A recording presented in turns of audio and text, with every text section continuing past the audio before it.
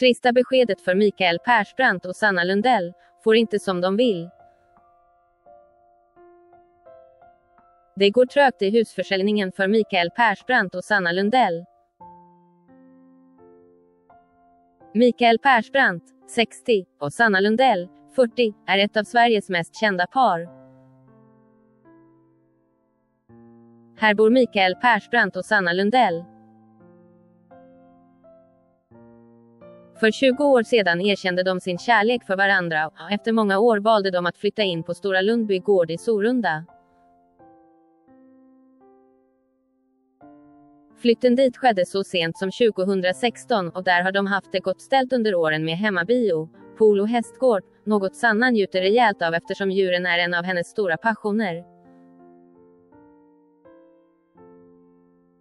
På gården har de däremot inte bott ensamma, utan tillsammans med gemensamma barnen Igor, 18, Lo, 14, och Fox, 6.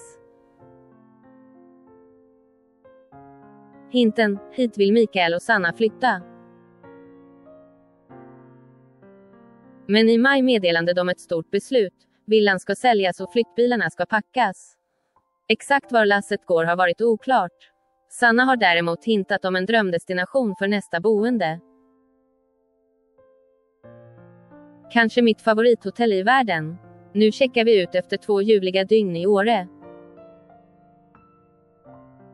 Vår vandring kring Åreskutans topp igår var helt majestätisk. Vi sa nyss till varandra att nästa sommar ska vi vara här längre.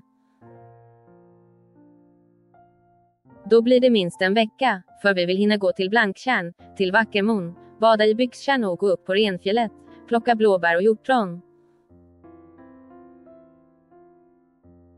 Vill flytta hit. Hur ska jag kunna övertala alla att flytta med? Tack bergen för energin, skrev hon på Instagram. Så mycket kostar Mikael Persbrandts villa. Men det är mycket som ska till innan familjen Persbrandt Lundell kan tacka och bocka för tiden på Stora Lundby gård. Huset, som lades ut för försäljning redan i maj, har fortfarande inte sålts trots lyxiga tillvaron på 500 kvadratmeter som du får på köpet, rapporterar Hänt. Kanske har det att göra med den saftiga prislappen, på hisnande 35 miljoner kronor.